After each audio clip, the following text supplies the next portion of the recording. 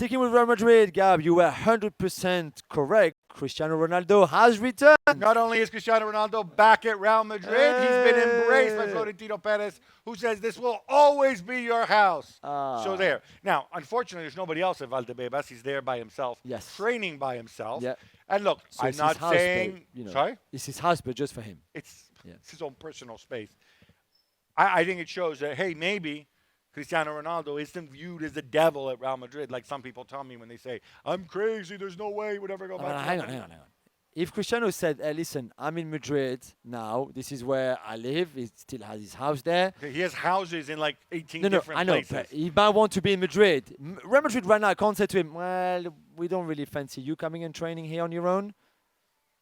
Every club does that with a former player, whoever you are. So I would think that Cristiano and Real Madrid would be exactly the same. You don't think he did it so he could come by and hang out with Carlo Ancelotti and say Carletto, shot. Can you put in a word with Floren? He still loves me. I don't know. No, I don't know. We'll see. don't think so. More Madrid. Why would anybody tell us if Karim Benzema is going to fly back for the World Cup final? As in fly back to watch it? Fly back to watch it, he's not going to play. He's not going to play. So fly back to watch it is a good question. I think he would get invited. Why did Didier Deschamps throw such a hissy fit when he was asked that question? No, because the question was about him playing, not him coming to watch. Okay, but just answer the question normally. Just say he's injured. But it's a stupid question. It's a stupid question. So he goes like, well, I'm not even going to answer that. Let's move on. I'm sorry, Mr.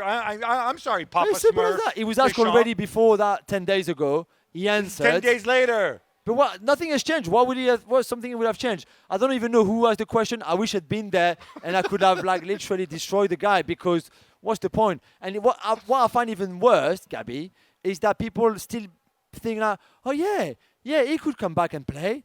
No. Really? Somebody told me that this is a lose-lose for Karim Benzema in the sense that the people who hate Karim Benzema, if he stays in Madrid, they're going to say, oh, look, he doesn't really feel part of this France team, blah, blah, blah. Yeah. If he comes back, people are going to say, oh, look, he's taking the glory from Griezmann and Mbappe and Giroud. So in 2018, they invited to the final the people who got injured who would have been in the squad, like a Laurent Koscielny, for example. Right. So this is something that they've done before that I would think, although they haven't really decided yet, but they will do again. But he wasn't in the squad in 2018.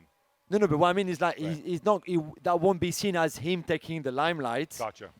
Because we did it before with players who were not Karim Benzema, but still.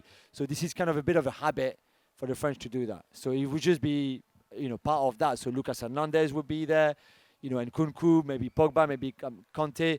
Some of them who have clubs is more difficult than ones like Matuidi, for example, who is here now in Doha, who doesn't have a club, has retired, so it's easier for him to come. Then for Kanté, who is like in kind of a mini preseason with Chelsea, for example, and Pogba recover, all that kind of stuff. You'd like to see him there, yeah? Yeah, I would. Of course, I would. I want to see them united. Yeah, we've had the initial verdict in the Super League. Remember that case that we mentioned to you many times on the show? And it looks like a win for UEFA, FIFA, and the other football institutions. Yeah, so you said it right there. Initial verdict. This is a non-binding initial verdict. I'm not a lawyer. As you know, my thoughts on lawyers, but I spent a long time speaking to lawyers on all sides to try to understand what the heck this means. Essentially, this case, in case you've been living under a rock, refers to the right of European clubs, specifically Real Madrid, Barcelona, and Juventus, to create their own competitions, like, say, a Super League to replace the Champions League, which they could run themselves. They have the right to do that, but do they have the right to do that while staying in the FIFA and UEFA ecosystem? In other words, while still playing domestically, while still being part of the transfer system, and so on. UEFA and FIFA say they don't, and those clubs say it's an abuse of a dominant position by punishing them for kind of doing their own things on their own time. Yeah. So the way this works is they had their hearing way back in June, and because most lawyers evidently are very lazy and aren't really good at typing or even thinking. Sorry, I my things on lawyers. It's taken this long. One lawyer's ready. He's the Advocate General. He gives what he calls an opinion or a direction. It's kind of like a summary of how he sees the case. This has come down very much on the UEFA and FIFA side, coming out and saying, yes, the pyramid is part of the European model of football. Yes, they are allowed to sanction clubs that start new competitions without permission, although those sanctions have to be proportionate. Now, the definitive verdict may come in March, may come in April, may come in June because, hey, lawyers, holidays, Easter, you know how it is. Yeah.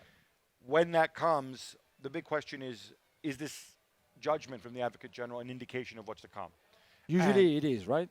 Well, here's the thing. Everybody's saying 70% of the time the final verdict follows what he says. In reality, I spoke to somebody who's a little better informed. 65% of the time in these types of cases, they have followed the Advocate General. Okay. 25% of the time, they've come to the same conclusion as the Advocate General, but either partially or making different arguments, and 10% of the time, they've gone against it. There's 15 judges. It's not going to be a vote. It's not there's no dissenting opinion. It's not the U.S. Supreme Court, 5-4, blah, blah, blah. They have to reach some sort of consensus. Okay. So I think that's why it takes so long. Yeah.